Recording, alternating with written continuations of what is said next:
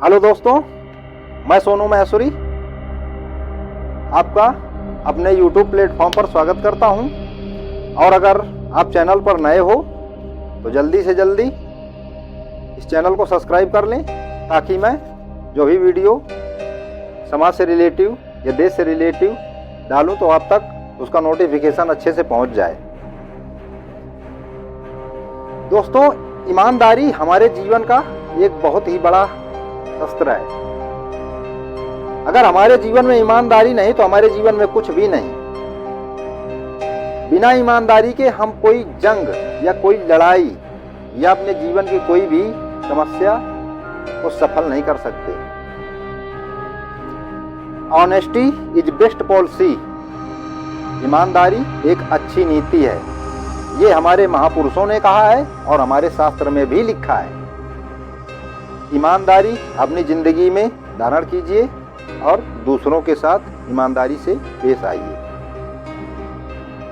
बहुत पहले की बात है, एक भिखारी, उसकी बहुत ही दयनीय स्थिति थी। उसके पास कुछ खाने के लिए नहीं था। वो जब बेचारा भिक्षा लेकर भीख मांगकर जाता था तभी उसके बच्चों, उसके परिवार का भोजन हुआ करता था। तो एक दिन वो बेचारा किसी गांव में भिक्षा मांगने गया और घर घर जाकर सारा दिन मेहनत करके भिक्षा मांगा। करीब 2-2.5 घंटे उसने मेहनत किया और भिक्षा मांगने के बाद अपनी पोटली बांधी और अपने एक लाठी के सहारे अपने कंधे पर रख के वो निकल जाता है अपने घर की ओर। दूसरे गांव का था और दोपहर का समय था। बहुत चिलचिलाती हुई धूप थी।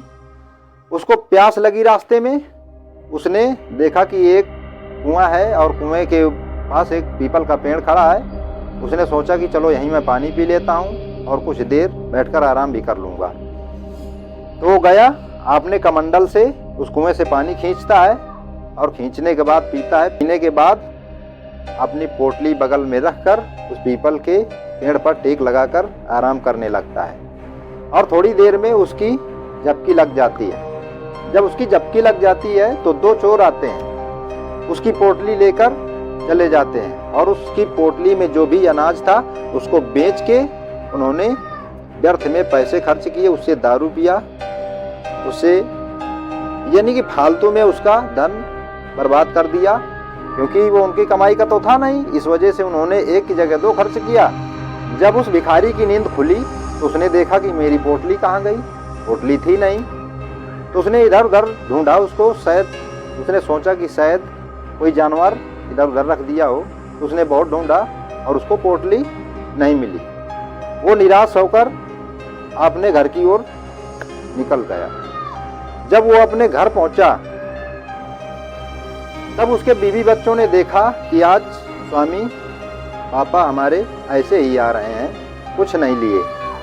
तो बोले, पापा आज कुछ नहीं लाए? मेहनत तो मैंने की और भिक्षा भी मांगी। इसके बाद मैं एक पीपल के नीचे पानी पीकर थोड़ा आराम करने लगा तो पता नहीं कौन मेरी पोटली लेकर चला गया।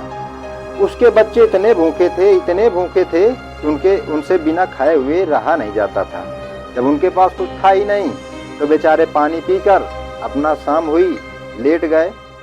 और उस भिखारी का एक बच्चा भूख की वजह से बिलख बिलख कर रोता रहा और रात में अपने प्राण त्याग देता है।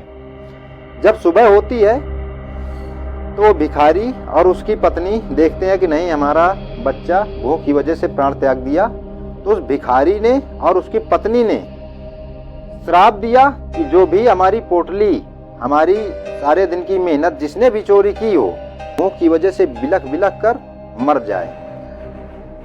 समय कटता रहा। एक दिन भिखारी फिर भिक्षा मांगने निकल रहा था तो वही 2 चोर जो भिखारी की पोटली चोरी किए थे, एक गांव में चोरी करने गए थे और उनको पब्लिक ने बुरी तरह से मारा था और उनको गांव से निकाल दिया था, यानी कि उनको देश निकाला दे दिया था।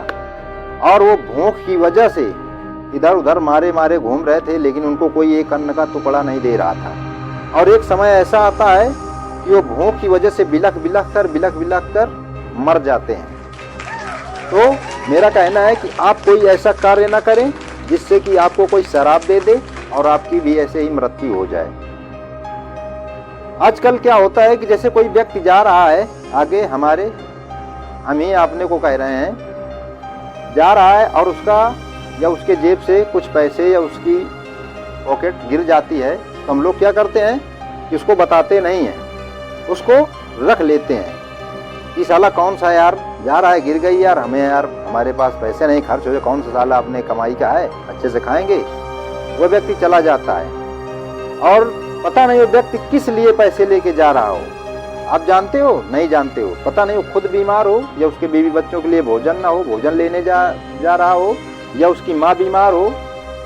अब मान लीजिए उसकी माँ बीमार है, अस्पताल गया और दवा लेने के लिए डॉक्टर के पास गया और डॉक्टर ने दवा लिखी, और वो बेचारा जब दवा लेने स्टोर में जाता है तो देखता है कि उसकी जेब में पैसे नहीं हैं और उसको स्टोर में दवा नहीं मिलती, और जब दवा नहीं मिलती तो उसकी माँ का इलाज भी नहीं हो पाता। जब इलाज नहीं हो पाता तो उसकी माँ की बिना दवाओं के मृत्यु हो जाती है। और आपने कभी सोचा है कि आपने कितना बड़ा पाप कर दिया? मानता हूं कि मैं वो 100-200 रुपए होंगे, लेकिन उस 200 रुपए के पीछे उसकी माँ की मृत्यु हो गई। किसकी वजह से? आपकी वजह से। क्योंकि वो पैसे जब गिरे थे ना, आपने देखा था और आपने रखा है, उसको आप बता देते तो शायद उसकी माँ के प्राण बच जाते। और आपने उन पैसों से 10 की जगह 20 रुपए 50 रुपए खर्च किया, ये सोच के कौन साला मेरे बाप की कमाई है। और आप कितना बड़ा पाप कर दिए कि एक माँ के प्राण ले लिए तुमने। तो इसलिए अच्छा है कि आप किसी का भी पैसा, भले वो 100 हो, 200 हो, 400 हो, उसको बताइए। पता नहीं वो किस जरूरत से जा रहा हो, और आप ले लो और आपको श्राप दे दे, श्राप लग गया, आपका जीवन खत्म। तो ऐसे यार जीवन नहीं खत्म करना है आपको। यार हम कहते हैं कि आपको 100-200 रुपए मिल भी गए तो आप उनसे कितना खा सकते हो, कितने दिन खा सकते हो? 1-2 दिन नहीं खा पाओगे यार। लेकिन उन 100-200 से अगर उसका बहुत बड़ा कार्य सिद्ध हो रहा है तो अब उसके माँ के प्राण बच रहे हैं। तो मेरा कहना है कि आप ईमानदारी से अपने जीवन को निर्वाह करो, क्योंकि ईमानदारी ही एक ऐसा शस्त्र है जो आपको ऊंचाइयों तक पहुंचा सकती है।